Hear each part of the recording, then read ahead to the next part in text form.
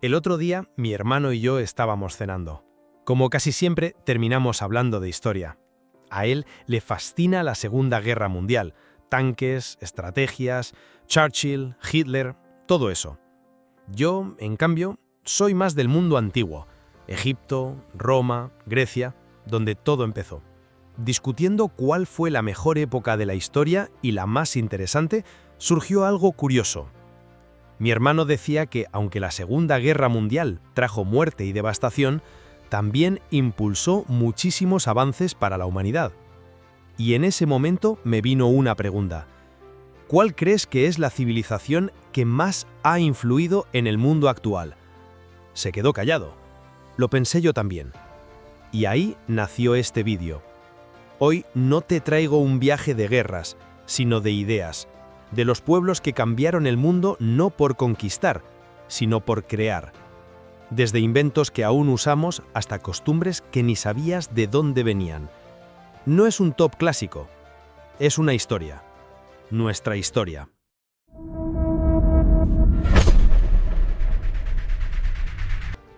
Antes de lanzarnos de lleno al corazón de la historia, quiero hacer una pausa. Porque hay civilizaciones que, aunque no siempre se llevan los focos, dejaron huellas profundas en la humanidad.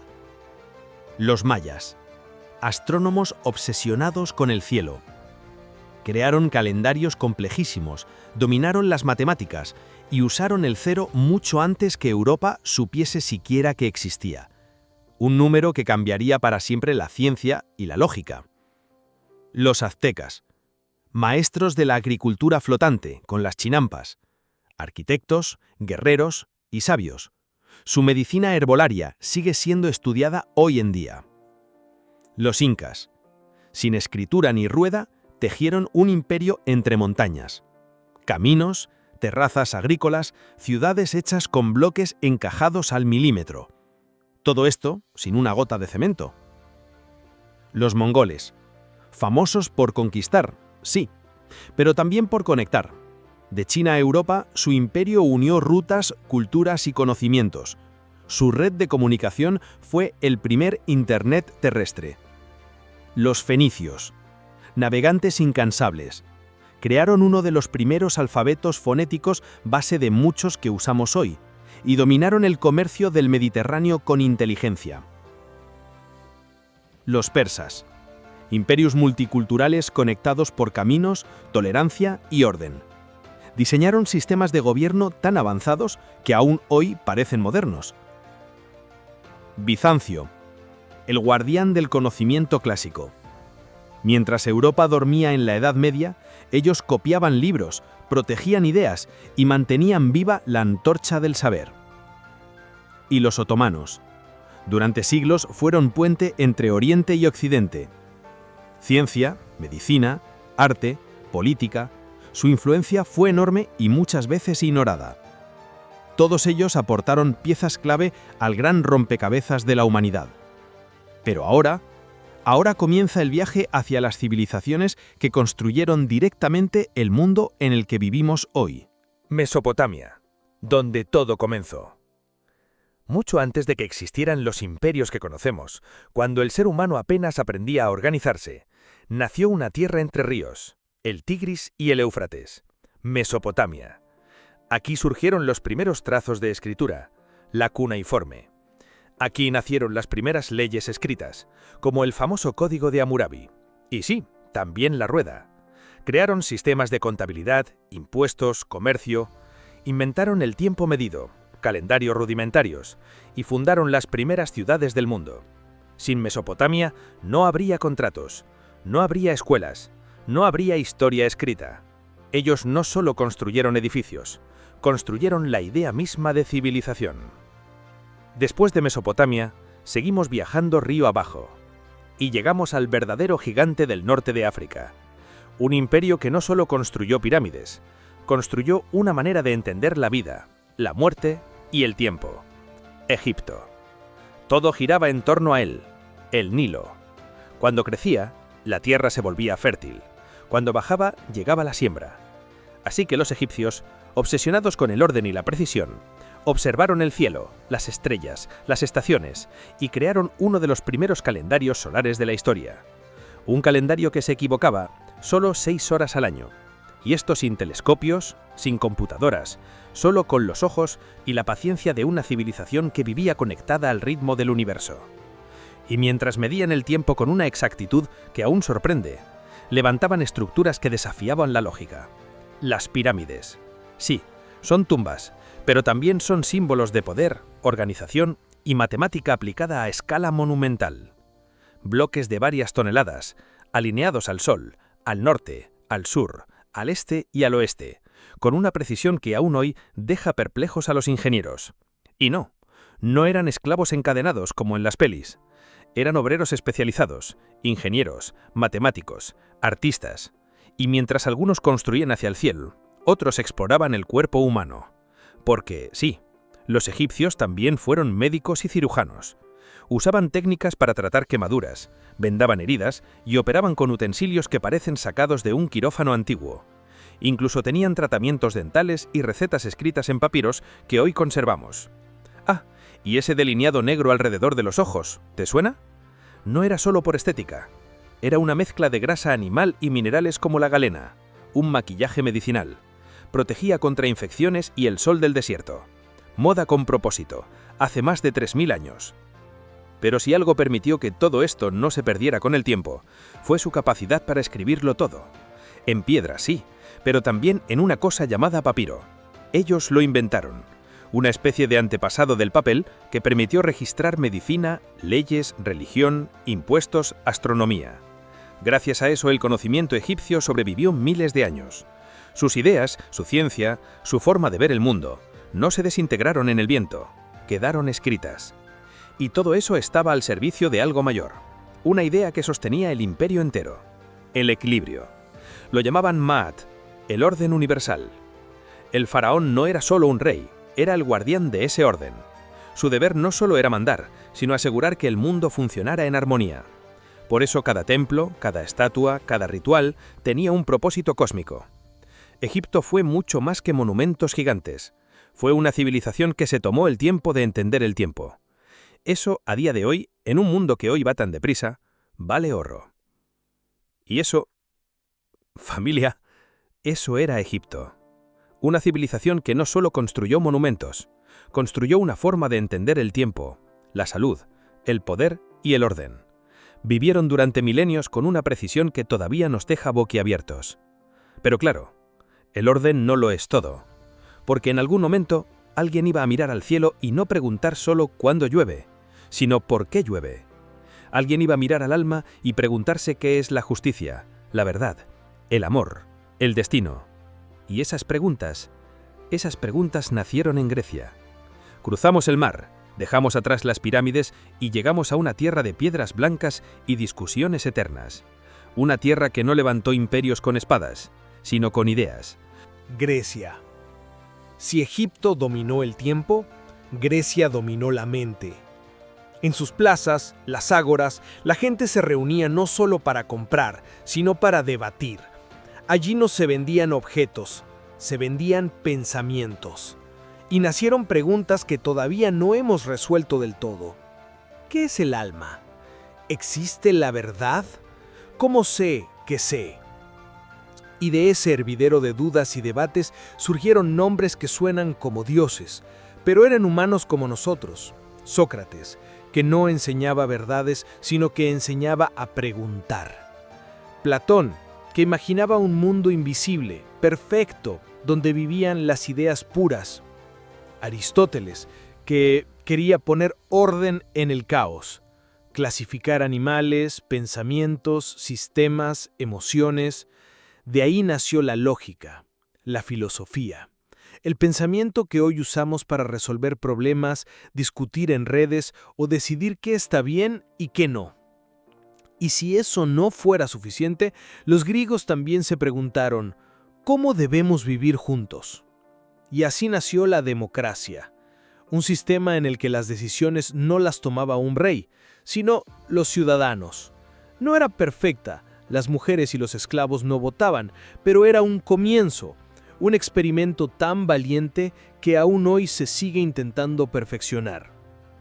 Pero ojo, los griegos no solo pensaban, también observaban, medían y curaban. Hipócrates empezó a separar la superstición de la medicina, a observar el cuerpo no como un castigo de los dioses, sino como una máquina que puede fallar y repararse. Los médicos aún hoy juran con su nombre.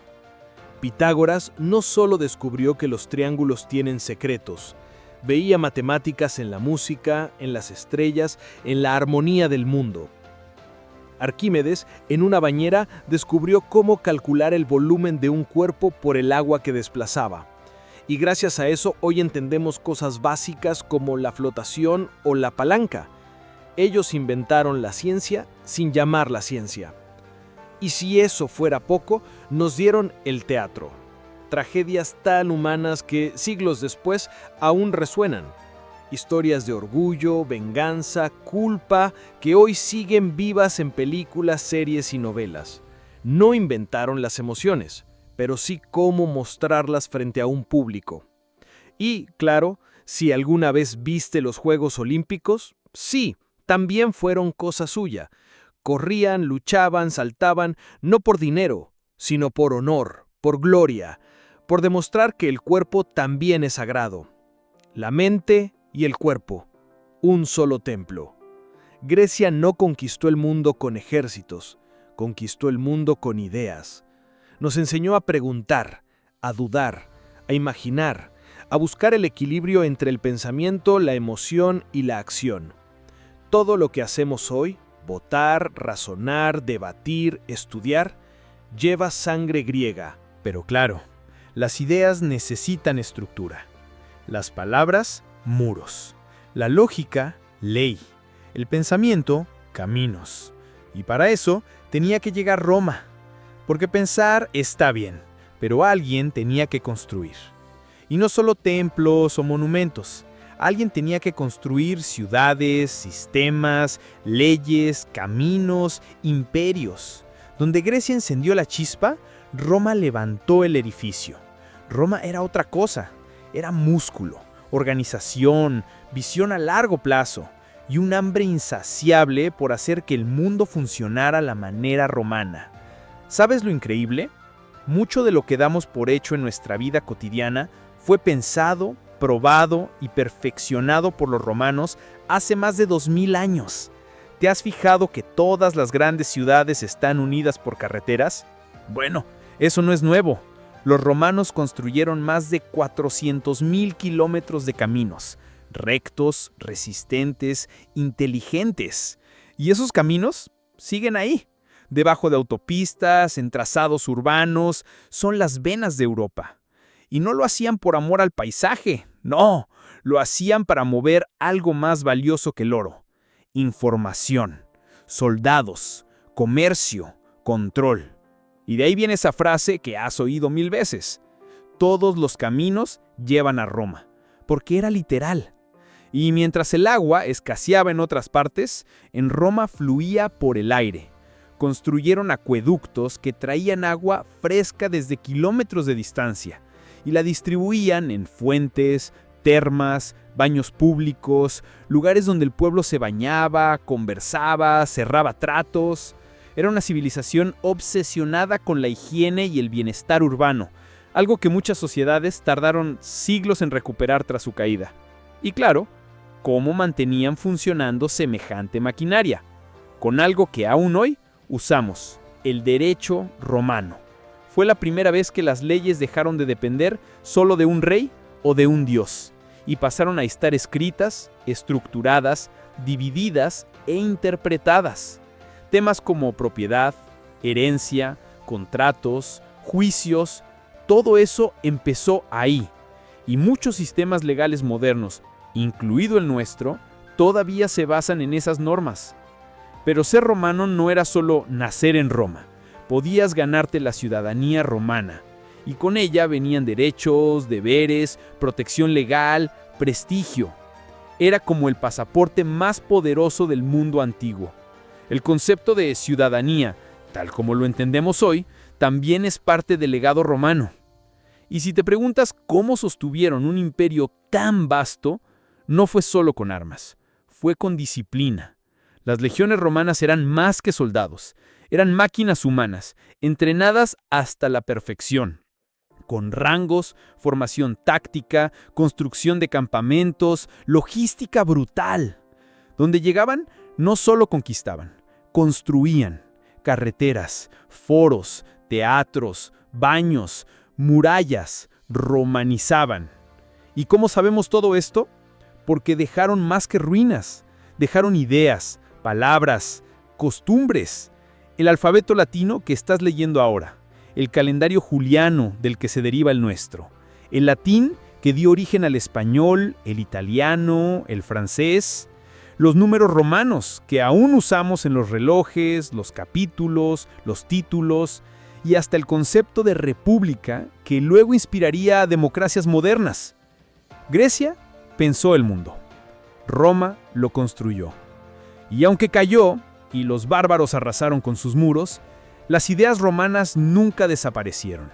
Se quedaron bajo nuestras calles, en nuestros idiomas, en nuestros códigos civiles, en nuestra forma de organizarnos como sociedad. Roma fue el molde de Occidente, y cuando cayó, el mundo se sumió en siglos de obscuridad. Pero en otro rincón del planeta, sin espadas, sin conquistas, sin discursos filosóficos, una civilización trabajaba en silencio, inventando cosas que cambiarían el rumbo de la humanidad sin que nadie lo notara hasta siglos después. Ahora nos vamos a China, pero no la China del TikTok ni los rascacielos, sino la de los sabios de túnica larga, los manuscritos de bambú y las ideas que no hacían ruido, pero retumbaban siglos después. Mientras Europa dormía entre guerras, hambre y superstición, en China se creaban inventos que cambiarían el destino del mundo, no con conquistas, sino con inteligencia, con paciencia, con filosofía. Todo empezó con algo que usamos todos los días y ni lo pensamos, el papel. Inventado alrededor del año 105 después de Cristo, durante la dinastía Han, por un funcionario llamado Cai Lun. Usaron fibras de corteza, lino, redes viejas y lo convirtieron en algo mágico. Una superficie suave, ligera y perfecta para escribir. Antes, escribir era pesado, caro, lento. Con el papel, el conocimiento se multiplicó. Y sin él, no habría libros, ni escuelas, ni este guión. Pero claro, de nada sirve escribir si no sabes a dónde vas. Y ahí entra otro golpe maestro, la brújula magnética inventada alrededor del siglo XI, aunque su base ya se conocía desde el siglo II a.C. Usaban magnetita, una piedra que apunta sola al norte. Los primeros usos fueron para adivinación, pero luego revolucionaron la navegación. Gracias a la brújula, el mundo dejó de estar perdido.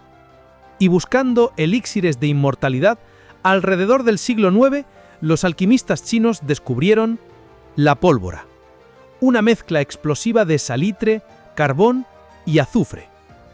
Al principio fue usada en rituales, fuegos artificiales, celebraciones espirituales, pero más tarde se transformó en la base de armas que cambiarían la guerra para siempre. Y todo empezó por accidente. Pero si tienes papel y tienes tinta, faltaba solo una cosa para completar la revolución del conocimiento: la imprenta de bloques de madera, que ya se usaba desde el siglo VII y que se perfeccionó con tipos móviles en el siglo XI gracias a Biisen. Mucho antes de Gutenberg, los chinos ya imprimían libros, calendarios, textos budistas, manuales escolares. Copiar dejó de ser cosa de monjes y pasó a ser cuestión de técnica. Estos 4 avances son conocidos como los 4 grandes inventos de China: papel, drújula, pólvora, imprenta. Y sin ellos, literalmente, no estaríamos aquí. Pero los chinos no se quedaron ahí. En el año 132 después de Cristo, inventaron el primer sismógrafo del mundo, obra de San Heng. Detectaba temblores con una precisión que parece ciencia ficción. También desarrollaron complejos sistemas de irrigación agrícola, avanzaron en astronomía, crearon relojes hidráulicos y establecieron una medicina tradicional que aún se practica en todo el mundo. Y más allá de lo técnico, su forma de pensar. El confucianismo, que nació en el siglo VI a.C., enseñaba el respeto, el deber, la armonía social. El taoísmo, también del siglo VI a.C., nos hablaba de fluir con el universo, de no forzar lo que debe ser natural. Mientras en Europa ardían castillos y monasterios, en China se escribía, se imprimía, se navegaba y se estudiaba. No necesitaban dominar el mundo, solo entenderlo. Y al hacerlo, lo cambiaron. Mientras en China imprimían el conocimiento, un poco más al suroeste, otra civilización llevaba siglos pensando el universo desde dentro. India. Una tierra de templos tallados en roca, números escritos en arena y sabios que no solo buscaban entender el mundo, sino entenderse a sí mismos. India no solo aportó inventos, aportó una forma de pensar el todo. Empecemos por algo que lo cambió todo: el número 0. Antes de India, el 0 no existía como concepto. Sin él, no hay decimales, ni álgebra, ni computadoras. Fue en torno al siglo V después de Cristo cuando Aryabhata, astrónomo y matemático, empezó a usarlo. Y en el siglo VII, Brahmagupta lo definió formalmente con reglas propias. Un número que no vale nada, pero sin el cual nada funcionaría. India también nos dio el sistema decimal. Sí, el que usamos cada vez que escribimos 1, 2, 3. Ese que aprendiste en primaria. Viene del sistema indoarábigo, nacido en India, adoptado por los árabes y luego por Europa. Sin él, seguiríamos contando con letras o rayitas. Y luego está el ajedrez. Nació como chaturanga, en el siglo VI. Un juego que simulaba una batalla. Infantería, caballos, elefantes y carros. Un campo de guerra, convertido en tablero. Pero el ajedrez no solo era un juego, era una enseñanza. Hay una leyenda que lo demuestra. Un humilde sabio, otros dicen campesino, inventó el juego y se lo regaló al rey de la India. El rey, encantado, le dijo: «Pide lo que quieras, como recompensa». El sabio respondió con una petición aparentemente absurda: «Solo quiero arroz, un grano en la primera casilla del tablero, luego 2 en la segunda, 4 en la tercera, y así, duplicando en cada una hasta llegar a la 64. El rey se rió, qué barato le había salido aquel invento, pero cuando sus contadores empezaron a sumar, se dieron cuenta del truco. A mitad del tablero ya eran millones de granos. En la última casilla, más de 18 trillones de granos de arroz. No había suficiente arroz en todo el reino para pagar esa deuda. El sabio no solo le regaló un juego, le enseñó el poder de la estrategia, la paciencia y de las ideas que parecen pequeñas, pero crecen sin límite. Y así era India. Te enseñaba matemáticas, contándote una historia. También nos dio el Ayurveda, un sistema de medicina que existe desde hace más de 2000 años. Usa plantas, respiración, masajes y rutinas para mantener el cuerpo sano antes de enfermar. Una visión integral del cuerpo, la mente y el espíritu. Hoy la ciencia moderna estudia muchas de esas prácticas milenarias. Y si retrocedemos aún más atrás, hasta el siglo XV a.C., encontramos los Vedas, textos sagrados que hablaban del alma, del tiempo, del universo como un ciclo. De ahí nacen conceptos como el yoga, la meditación, el karma, el dharma. Sí, todo eso que ahora se pone de moda en redes sociales. India ya lo practicaba hace más de 3000 años. India no necesitó conquistar con espadas. Conquistó desde dentro, desde la mente, desde la calma, desde el conocimiento. Y en un mundo acelerado, competitivo y ansioso, sus enseñanzas siguen recordándonos algo esencial: que el mayor descubrimiento de todos puede que no esté en las estrellas, sino dentro de nosotros. Pero justo cuando Europa había olvidado cómo pensar, cuando los libros se empolvaban y las ideas dormían bajo llave, una nueva civilización decidió encender la luz: el mundo islámico medieval. Y no hablo solo de religión, Hablo de ciencia, de medicina, de matemáticas, de astronomía, de un momento en la historia donde, mientras unos cerraban puertas, otros abrían ventanas al universo. Desde el siglo VIII hasta el XIII, los califatos islámicos, con epicentros en Bagdad, Córdoba, El Cairo o Damasco, se convirtieron en los verdaderos guardianes del conocimiento universal. ¿Sabes qué hicieron? Tradujeron al árabe los textos de Grecia, Roma, Persia e India. No solo los copiaron, los mejoraron. Gracias a ellos, lo que habían escrito Platón, Aristóteles o Hipócrates no se perdió, sobrevivió, para luego regresar a Europa y darle vida al Renacimiento. Uno de los ejemplos más bestias es el de Al-Juarizmi, matemático persa del siglo IX. Él escribió el libro que fundó el álgebra. De hecho, la palabra álgebra viene del árabe al-jabr. Y sí, también le debemos otra palabra, algoritmo, que viene de su nombre latino algoritmi. Así que cada vez que usas una app, un buscador o una red social, estás usando una idea que nació en el siglo IX, bajo una lámpara de aceite. Y eso no es todo. Mientras en Europa sangraban por heridas mal cerradas, los médicos musulmanes ya practicaban cirugías complejas. Al-Zahrawi, en el siglo X, escribió una enciclopedia médica de más de 30 volúmenes. Describía desde cómo tratar fracturas hasta cómo usar hilos para suturar. Avicena, Ibn Sina, otro genio, escribió el Canon de la Medicina, que fue libro de texto en universidades europeas durante más de 500 años. También estaban obsesionados con el cielo. Al-Batani, Al-Farghani, Al-Tusi mejoraron los modelos astronómicos de Ptolomeo, calcularon con precisión la inclinación del eje de la Tierra y definieron el año solar con un error de minutos. Sin sus observaciones, el calendario moderno sería un caos. Y por si fuera poco, crearon las primeras universidades tal como las entendemos hoy.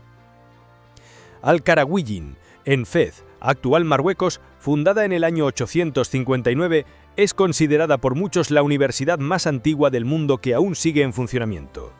Bibliotecas, laboratorios, hospitales, baños públicos, observatorios... Todo eso existía en el mundo islámico medieval mientras Europa aún buscaba fuego con palos. Mientras unos construían castillos y rezaban para no enfermar, ellos construían hospitales, observatorios, escuelas y fórmulas. Y lo más increíble es que lo hicieron no solo por curiosidad, sino porque creían que entender el mundo era una forma de honrar a su creador. Hubo un momento en la historia en que un solo idioma cruzaba océanos, donde una misma bandera ondeaba desde Filipinas hasta Perú, desde México hasta Milán, y donde los mapas del mundo se dibujaban en castellano. Era el Imperio Español, y durante siglos, el más grande del planeta. Pero más allá de las conquistas y las guerras, más allá de oro, galeones y reyes, hubo algo más profundo. Una transformación del mundo que aún sentimos hoy, aunque a veces no lo sepamos. Todo empezó con una obsesión: llegar a Asia sin pasar por el Imperio Otomano. En 1492, los reyes católicos le dijeron que sí a un navegante genovés llamado Cristóbal Colón. Y ese sí cambió la historia del planeta. No descubrió América, porque América ya estaba ahí, pero fue el inicio de un proceso brutal y complejo: el encuentro entre dos mundos. A partir de ahí, el Imperio Español creció como la pólvora mojada en oro. Se fundaron virreinatos, se construyeron ciudades donde antes había selvas y montañas. Se mezclaron culturas, lenguas, religiones, comidas, plantas, instrumentos, dioses. Y sí, también hubo sangre, esclavitud, enfermedades, saqueo y exterminio. Fue un choque, fue un mestizaje, fue un imperio que civilizaba con cruz y espada. Pero en medio de todo eso, España dejó huellas que todavía caminamos. El castellano se convirtió en el segundo idioma más hablado del mundo. Se crearon las primeras universidades de América, como la de Santo Domingo, 1538, o la UNAM, 1551. Se trazaron caminos, rutas marítimas, sistemas administrativos que duraron siglos. Se introdujo la imprenta en América, 1539, México. Se construyeron catedrales, hospitales, acueductos, escuelas, al mismo tiempo que sacaban oro por toneladas para financiar guerras en Europa. Y mientras los portugueses llegaban a la India por mar, España daba la vuelta al mundo, literal. En 1519, Magallanes y Elcano emprendieron una locura: circunnavegar la Tierra. 3 años después, y tras perder barcos, hombres y esperanzas, Elcano regresó a Sevilla con una frase que pasaría a la historia: «Hemos dado la vuelta al mundo». Por primera vez, la humanidad había rodeado el planeta entero, y el mapa del mundo nunca volvió a ser el mismo. Pero ojo, el imperio no solo fue espada y mapa, también fue cultura, lengua, arte y ciencia. Miguel de Cervantes escribía El Quijote, mientras España dominaba media Europa. El Siglo de Oro fue una explosión de literatura, pintura, teatro, pensamiento. Bartolomé de las Casas escribió contra los abusos en América cuando aún era raro hablar de derechos humanos. Carlos V y Felipe II gobernaron no un país, sino medio planeta. Y es cierto, con el tiempo, el imperio se desangró. Las independencias en América, la pérdida de territorios, la decadencia económica, todo eso llegó. Pero cuando se apagaron los cañones, cuando los reinos cambiaron de nombre, cuando los virreinatos se convirtieron en repúblicas, el idioma siguió. La cultura siguió. La huella quedó. Hoy más de 500 millones de personas hablan español, desde Buenos Aires hasta Los Ángeles, desde Madrid hasta Bogotá. El legado del Imperio Español no está solo en los libros. Está en cada palabra que decimos, en cada canción que cantamos, en cada apellido, cada plato, cada iglesia colonial perdida en la selva. Fue un imperio, fue una tragedia, fue una creación, fue un mestizaje irreversible. Y aunque el sol se puso sobre sus dominios, su sombra aún cubre medio planeta. Pero justo cuando España empezaba a perder el aliento, otro imperio levantaba la cabeza. Uno que no vendría con cruz y espada, sino con fábricas, barcos de vapor y contratos.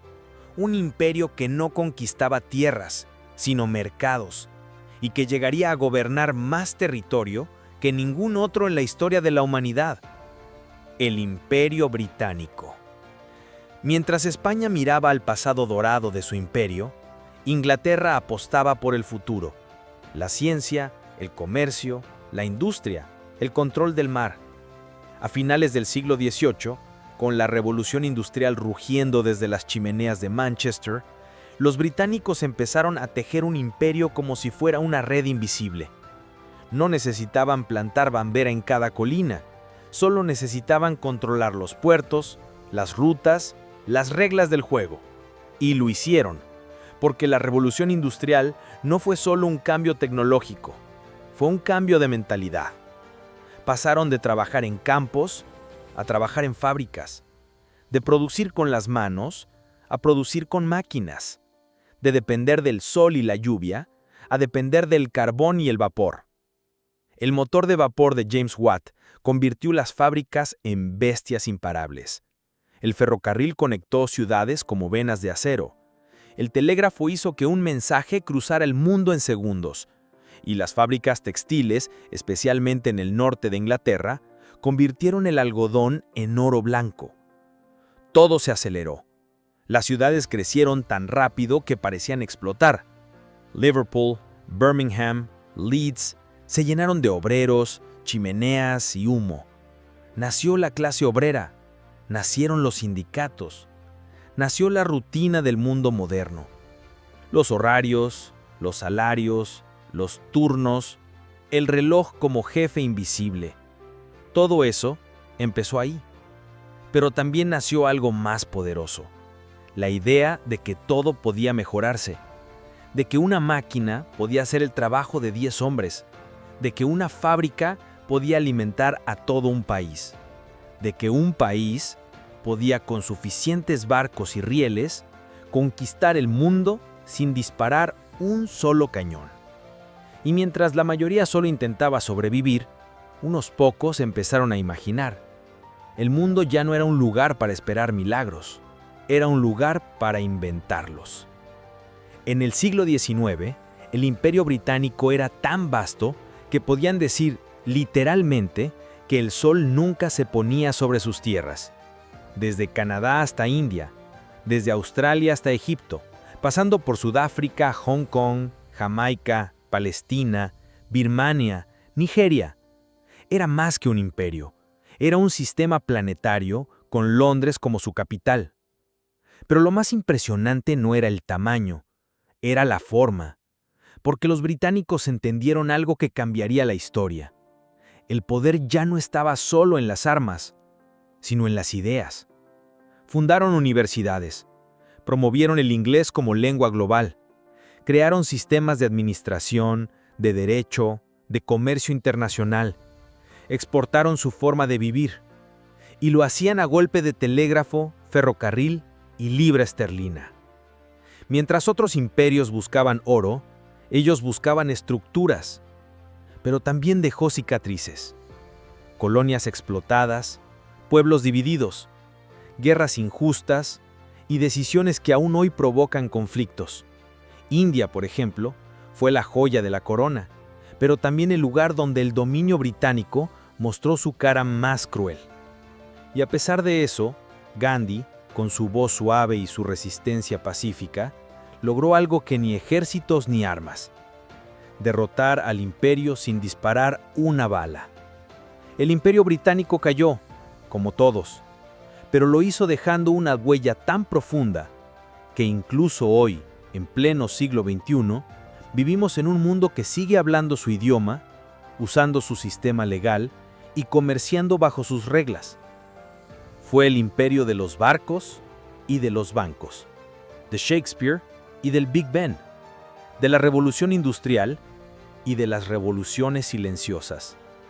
Un imperio que, en lugar de desaparecer, se convirtió en el modelo a seguir. Pero al otro lado del Canal de la Mancha, otro país no quería seguir a nadie. Quería encender su propia antorcha. Y lo hizo quemándolo todo. Francia. Si Inglaterra enseñó al mundo cómo producir, Francia le enseñó cómo pensar. No desde las fábricas, sino desde las calles, las plazas, los libros y las guillotinas. Todo explotó en 1789.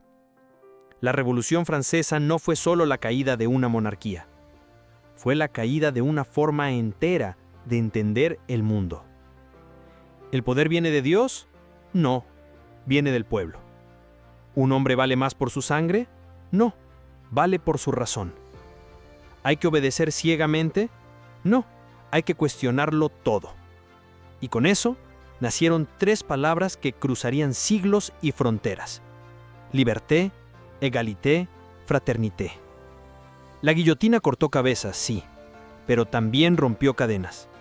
Abolieron la monarquía, redefinieron el derecho, proclamaron los derechos del hombre y el ciudadano, la base de muchas constituciones modernas. Y aunque el proceso fue caótico, sangriento, contradictorio, algo había cambiado para siempre. Y no solo cambiaron la política, Francia también encendió la ciencia.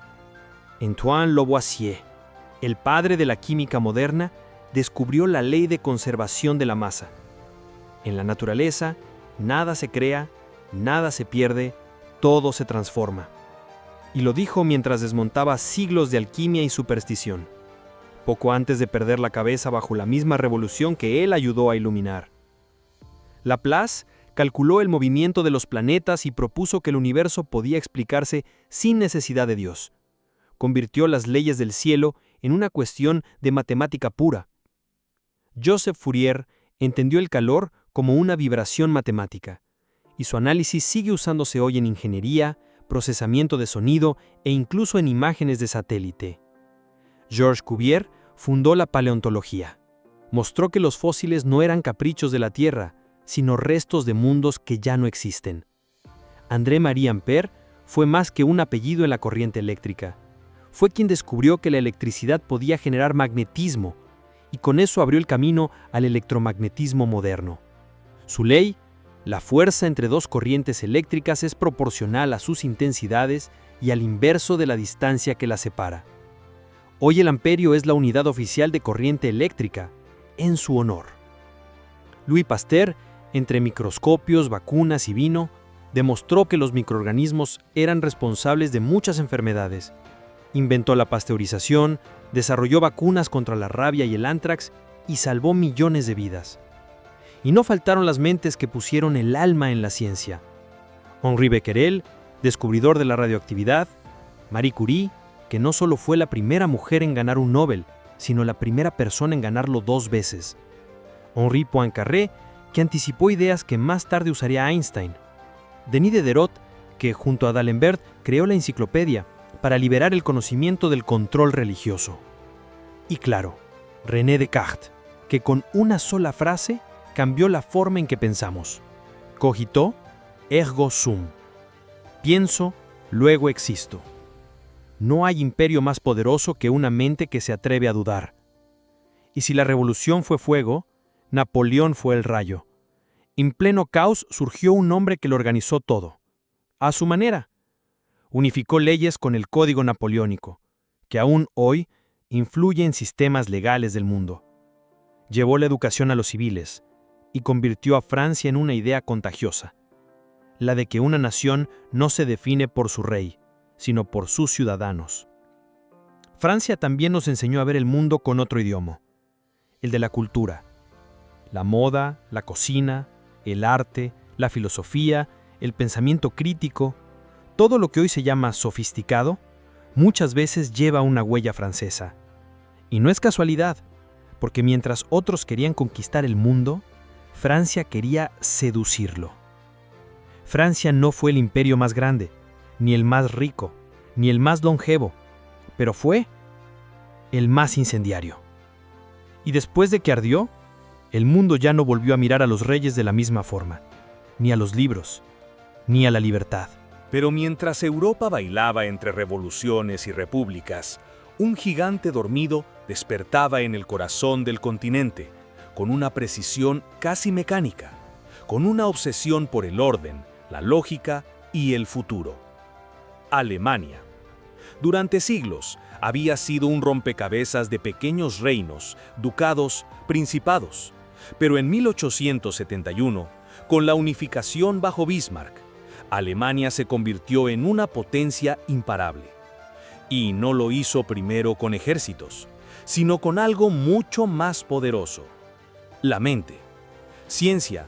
Alemania no era solo un referente, era el faro del mundo. En 1905, un joven funcionario de patentes llamado Albert Einstein publicó una serie de artículos que le dieron la vuelta al universo. El más famoso, ese que aparece en camisetas y memes, es mucho más que una fórmula. E igual a mc². La energía es igual a la masa multiplicada por la velocidad de la luz al cuadrado. Una ecuación tan breve que cabía en una servilleta y tan poderosa que cambió el curso de la historia. Porque con ella entendimos que la materia es energía concentrada y que si la liberabas, podías encender una ciudad o borrarla del mapa. Max Planck, otro alemán, se adelantó a su tiempo con algo aún más loco: la mecánica cuántica. Propuso que la energía no fluía como agua, sino en pequeños paquetes indivisibles llamados cuantos. Sin él no habría computadoras, ni internet, ni chips, ni GPS. Literalmente, el mundo digital no existiría. Wilhelm Röntgen descubrió los rayos X en 1895, el primer ser humano en ver el interior de otro sin tocarlo. Hoy, cada hospital moderno usa lo que él vio por accidente. Heinrich Hertz demostró que las ondas electromagnéticas existían, y sin saberlo, creó la base de la radio, la televisión, el radar y el Wi-Fi. Werner von Braun, aún siendo adolescente, soñaba con cohetes cuando el resto del mundo aún aplaudía locomotoras. diseñaría los B-2, los primeros misiles balísticos de largo alcance, y décadas después, los Saturno V, que llevarían al hombre a la Luna. Medicina y clínica, Alemania fue el epicentro. Robert Koch identificó el bacilo de la tuberculosis y el del cólera. Paul Ehrlich desarrolló la bala mágica contra la sífilis. Juntos fundaron la microbiología moderna. Laboratorios como BASF y Bayer fabricaron las primeras aspirinas, colorantes sintéticos, antibióticos pioneros y también los gases venenosos usados en la Primera Guerra Mundial, porque las mentes que salvaban vidas también diseñaban cómo quitarlas. Filosofía, Alemania no recitaba versos para el alma, la diseccionaba con escalpelo intelectual. Kant redefinió la moral. Actúa solo según aquella máxima que puedas querer que se convierta en ley universal. Hegel vio la historia como una pelea eterna de ideas. Tesis, antítesis, síntesis. Un juego dialéctico que inspiró revoluciones y dictadores. Nietzsche, el más feroz, no decía «Dios a muestro», como burla, sino como una advertencia. Lo hemos matado nosotros, y ahora debemos enfrentarnos al abismo de sentido que eso deja. Música. Alemania fue un pentagrama gigante. Bach, el arquitecto sonoro de la perfección. Beethoven, el genio que siguió componiendo aún cuando ya no podía oír. Brahms, Mendelssohn y Wagner no hacían música para entretener. Moldeaban emociones como si fueran escultores del alma. Cada sinfonía era una batalla interna, cada nota una revolución contenida. Ingeniería, adelantados al resto. El primer motor de combustión interna, el primer coche moderno, Carl Benz, 1886. El motor diésel, los primeros microscopios de precisión, la óptica Zeiss, los dirigibles, las autovías, los relojes atómicos. Alemania no solo pensaba, fabricaba lo que pensaba. Una máquina brillante, avanzada, orgullosa. Y sin embargo, frágil. Después de la Primera Guerra Mundial, tras el Tratado de Versalles, la pobreza, la hiperinflación, la rabia, Alemania miró al abismo y desde ahí gritó. Surgió una voz, teatral, autoritaria, hipnótica. Adolf Hitler. El Tercer Reich fue una tormenta, rápida, ruidosa y devastadora. En solo 12 años intentó reordenar el mundo a martillazos. Convirtió ciencia en arma, educación en propaganda, medicina en tortura, ingeniería en destrucción. Los campos de concentración, el holocausto, las leyes raciales, la censura. Todo funcionaba con precisión alemana. Los médicos que juraban salvar vidas experimentaban con gases, con frío, con humanos. Los científicos diseñaban armas y muerte en masa. Los ingenieros construían fábricas de exterminio. Y mientras tanto, millones morían. Pero en medio de ese infierno, hubo quienes resistieron, quienes escaparon, quienes huyeron con sus ideas bajo el brazo y llegaron a Estados Unidos. Einstein, perseguido por ser judío. Szilard, quien convenció a Roosevelt de empezar el proyecto Manhattan. Fermi, Bohr, von Neumann, Teller. Un éxodo de cerebros que reconstruiría el siglo XX. Ellos harían posible la bomba atómica, el desarrollo de la computadora moderna, la teoría de juegos base de la estrategia militar, la economía y Silicon Valley, el nacimiento de la era espacial y, sin quererlo, de la Guerra Fría y el equilibrio nuclear. Alemania fue una luz y una sombra, una mente brillante, capaz de crear belleza y de justificar el horror. Y aún hoy, el mundo vive entre sus ideas y sus cicatrices. Pero mientras Europa contaba sus muertos, reconstruía sus ciudades y enterraba sus imperios, otro país levantaba la mano. Un país joven, hambriento, impaciente y listo para tomar el relevo del mundo. Estados Unidos. Nacido en 1776 de una revolución contra el Imperio Británico, Estados Unidos empezó siendo una idea, más que una potencia. La idea de que todo hombre podía ser libre, de que el gobierno debía servir al pueblo, y de que cualquiera, con trabajo y talento, podía llegar a lo más alto, el famoso sueño americano. Pero esa idea venía con contradicciones. Mientras proclamaban libertad, mantenían esclavitud. Mientras hablaban de igualdad, excluían a mujeres, a indígenas, afroamericanos. Fue un país construido sobre ideales y contradicciones. Aún así, avanzó como ningún otro, a base de trenes, de acero, de inmigrantes, de sueños, de minas, petróleo, algodón, oro y fábricas, de ingenieros, empresarios y científicos que no sabían esperar. En 1903, los hermanos Wright levantaron el primer vuelo. Solo 69 años después, Neil Armstrong pisó la Luna. Nunca en la historia humana un país avanzó tan rápido y tan lejos. Ciencia la absorbieron como si fuera oxígeno.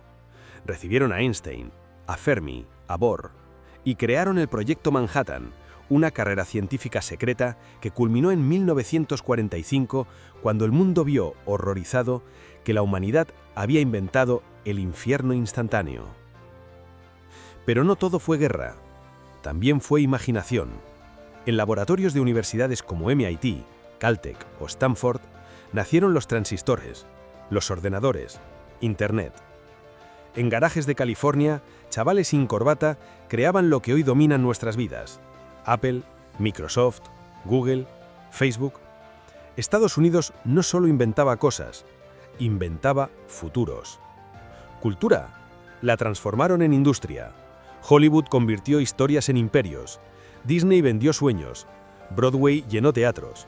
El jazz, el blues, el rock o el hip hop son lenguajes que cruzaron fronteras más rápido que cualquier ejército. Tecnología, del primer teléfono al iPhone. Del primer motor de búsqueda al algoritmo que decide lo que ves. Silicon Valley es hoy lo que fueron antes Atenas o Roma, un centro de poder, no militar, sino mental. Política, diseñaron un sistema federal, una constitución moderna, una separación de poderes que ha sido modelo global. Pero también llevaron la Guerra Fría a todo el planeta, y con ella, el espionaje, el miedo nuclear y la carrera armamentista. Y como todo imperio, también ha dejado heridas, guerras que nunca ocurrieron en su suelo, pero que arrasaron otros, políticas que favorecieron multinacionales por encima de pueblos, sistemas que, mientras prometían libertad, a veces sembraban desigualdad. Pero si algo ha definido a Estados Unidos, es su capacidad de reinventarse, de pasar de la Gran Depresión a la superpotencia mundial, de ser el país del racismo estructural a tener un presidente afroamericano, de lanzar bombas nucleares a enviar telescopios al borde del universo. Estados Unidos no heredó el mundo, lo rediseñó. Y aunque no sea perfecto ni pretenda serlo, es imposible entender el mundo actual sin mirar hacia sus costas. Porque si alguna vez existió un imperio basado no solo en tierras, sino en ideas, consumo y velocidad, es este. Y tal vez por eso, aunque ya no estemos en Guerra Fría, aunque otras potencias se levanten, aunque la historia siga girando, el siglo XX tuvo un idioma, y fue el inglés de Estados Unidos. Pero claro, no todos hablaban ese idioma. Porque mientras Estados Unidos vendía sueños en forma de coches, películas y hamburguesas, al otro lado del mundo, otro imperio ofrecía una visión radicalmente distinta.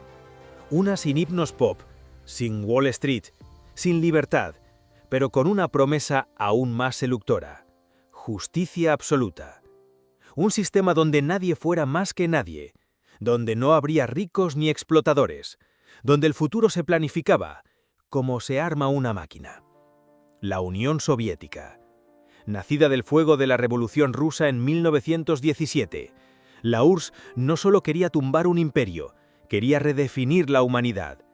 Lenin ideó el plan, Stalin lo endureció, y el resto del mundo se tensó. Prometían igualdad, educación para todos, ciencia al servicio del pueblo, trabajo garantizado y un futuro sin clases sociales. Pero detrás de esa utopía había represión, campos de trabajo, espionaje, silencio. La URSS fue una máquina, gigantesca, fría, precisa, implacable. Ciencia no solo brilló, compitió. En 1957 lanzaron el Sputnik, el primer satélite artificial en órbita. Y por primera vez, el espacio habló ruso. En 1961, Yuri Gagarin se convirtió en el primer ser humano en el espacio. La Tierra es azul, dijo desde su cápsula. Y durante unos minutos, la humanidad entera contuvo la respiración. Desde ahí, la carrera espacial ya no fue exploración, fue duelo. La URSS empujó al mundo fuera del planeta no por curiosidad, sino por geopolítica. ¿Tecnología? ¿Cohetes? ¿Satélites? ¿Submarinos nucleares? ¿Sistemas de defensa antimisiles? ¿Supercomputadoras? ¿Reactores?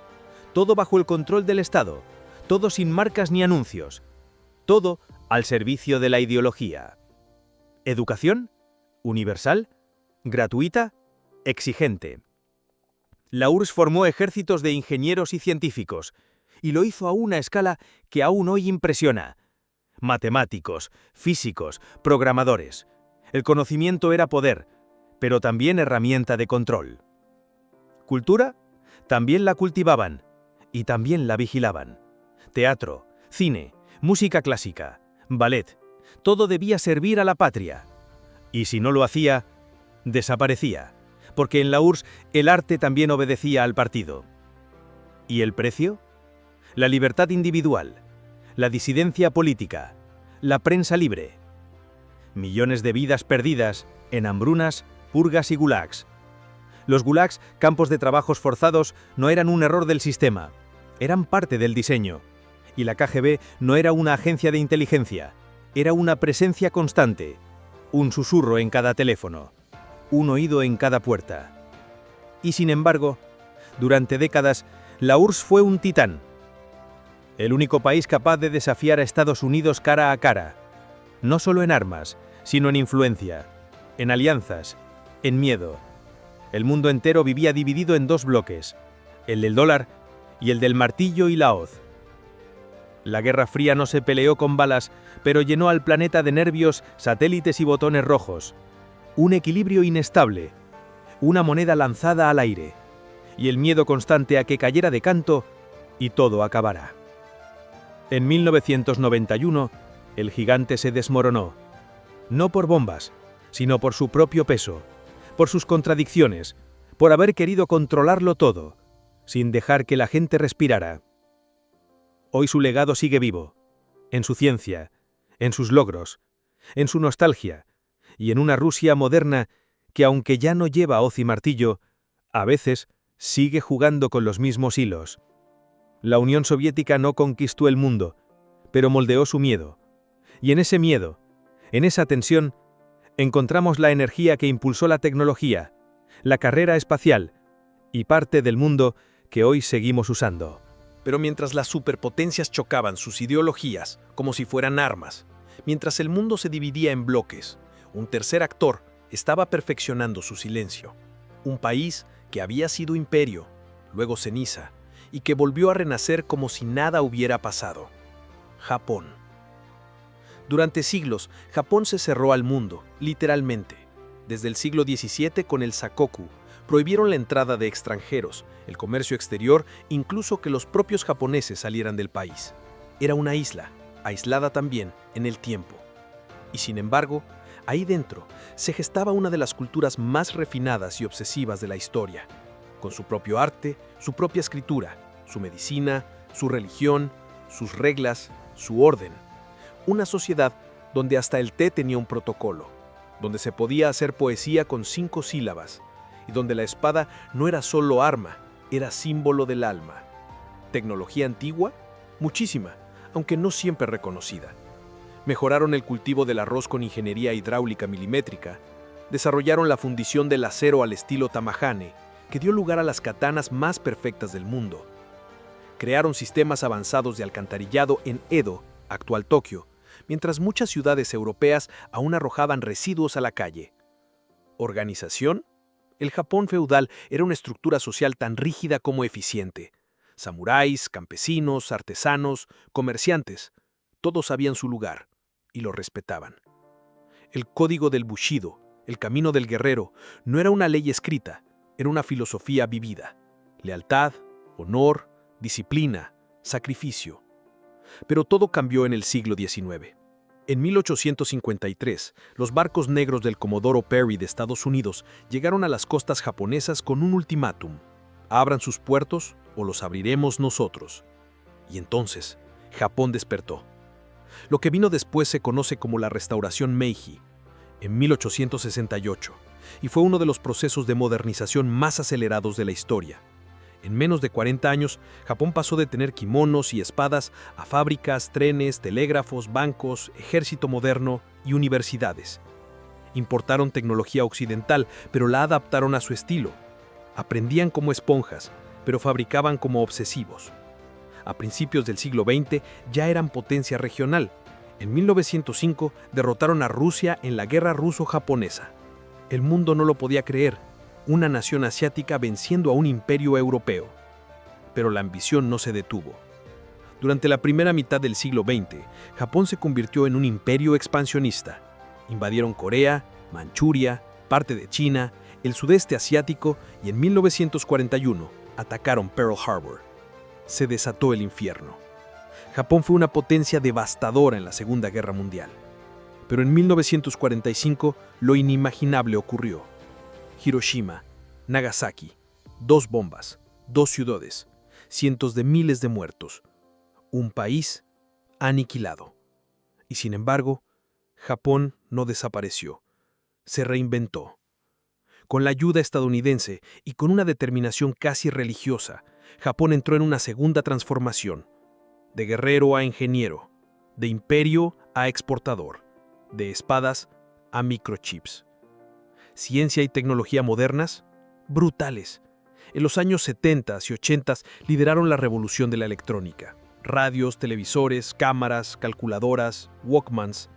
Si tenía un chip, un motor o una pantalla, probablemente decía Made in Japan. Inventaron el CD, perfeccionaron los microprocesadores, desarrollaron los primeros robots industriales. Empresas como Sony, Toshiba, Panasonic, Hitachi, Fujitsu eran sinónimo de futuro. En los 90s lideraron la innovación en robótica, óptica de precisión, videojuegos y automoción. Nintendo, Sega, Sony PlayStation. Mientras Occidente jugaba a la guerra, ellos creaban mundos enteros en 8 bits. Automóviles, Toyota, Honda, Nissan, Mazda, Subaru. Autos eficientes, confiables, revolucionarios. Y sí, también el primer híbrido de producción masiva, el Toyota Prius. Cultura, conquistaron el planeta sin disparar un tiro. El manga, el anime, el sushi, el zen, el origami, el haiku. Una identidad tan poderosa que hoy, en cada esquina del mundo, hay alguien que sueña con vivir como en Tokio. Y lo más curioso es esto: nunca dejaron de ser Japón. El kimono vive junto al traje, la ceremonia del té junto a la inteligencia artificial, la reverencia tradicional junto al tren bala que flota sobre imanes. Japón no necesitó conquistar, le bastó con crear. Y en un mundo donde todo avanza gritando, ellos siguen caminando en silencio, precisos como un reloj atómico, bellos como una katana pulida, eficientes como un motor que no falla. Después de atravesar milenios de historia, de ideas y revoluciones, queda claro que no hubo un solo vencedor, porque cada civilización fue una pieza distinta en el rompecabezas humano. Mesopotamia nos dio la escritura, la ley y el tiempo. Egipto, el orden, la medicina y la eternidad. Grecia, las preguntas, la lógica y la democracia. Roma, la estructura, el derecho y las ciudades. India, el cero, el alma y la meditación. El mundo islámico, el álgebra, la cirugía y el conocimiento rescatado. España, el idioma global, el mestizaje y el primer imperio planetario. Inglaterra, la industria, el sistema moderno y el comercio global. Francia, la revolución de la mente, la igualdad y la ciencia moderna. Alemania, la precisión, la música, la filosofía y la dualidad entre genio y horror. Estados Unidos, la innovación acelerada, el sueño masivo y la cultura como arma. La URSS, la disciplina, la carrera espacial, la educación total y el miedo como sistema.